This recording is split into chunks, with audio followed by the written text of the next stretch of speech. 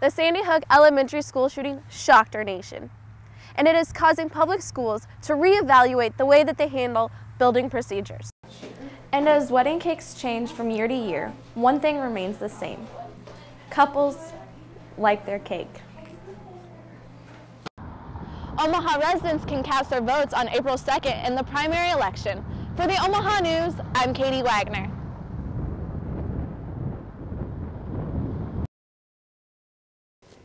I forget the colors.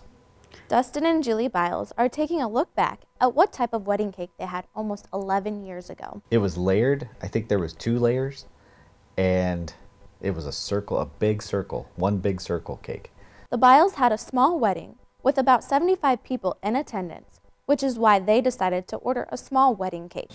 And as wedding cakes change from year to year, one thing remains the same. Couples like their cake.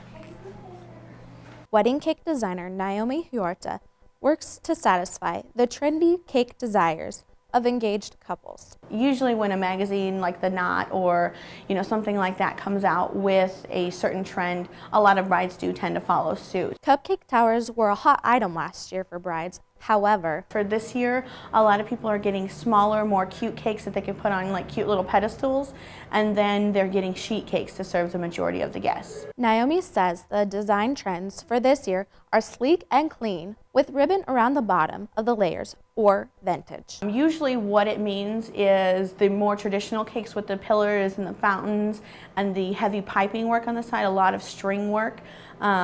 And more like they're wanting to replicate their mother's wedding cake.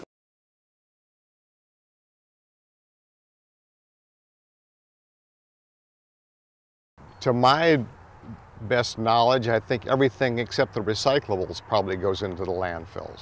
Like Tom and many other Americans, we are educated on what the difference is between recycling and garbage. There is one Omaha Library youth specialist that is making it her goal to educate elementary students about what they are doing to the environment when they throw away trash by using candy and snacks. Just goals that they'll think about when they put something in the trash can, that they think about the fact that it is going somewhere. It's not just disappearing into this magical trash can. In fact, the class participants learned a variety of topics about what types of garbage goes into the landfill, and the average American puts 56 tons of garbage into the landfill every year. Class participant Caesar had a hard time not eating the ingredients to his landfill prior to putting it together. This is a little candy landfill, which we made out of a cup, some Oreos, cookies, and a little bit of candy. As much as Caesar wanted to eat the ingredients to his landfill during the process of making it, I think I'm just gonna put it in the refrigerator.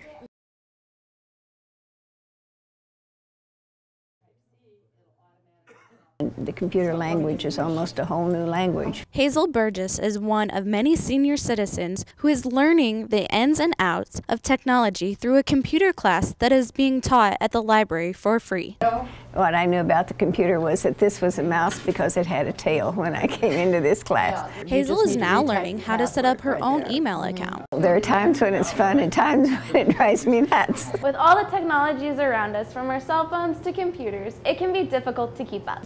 I've been taking classes to try to catch up. I've studied, I go over it, and I still seem like I get brain freeze. The challenges of navigating around the computer hasn't stopped Carol from wanting to learn more about what the computer can do for her. I'm learning a lot. It's been very helpful. I've even thought about doing it again, to really get the gist of all of it, but it's been very interesting. The computer classes for senior citizens have been going on for the past 2 years and are currently sponsored by AARP. For the Omaha News, I'm Katie Wagner.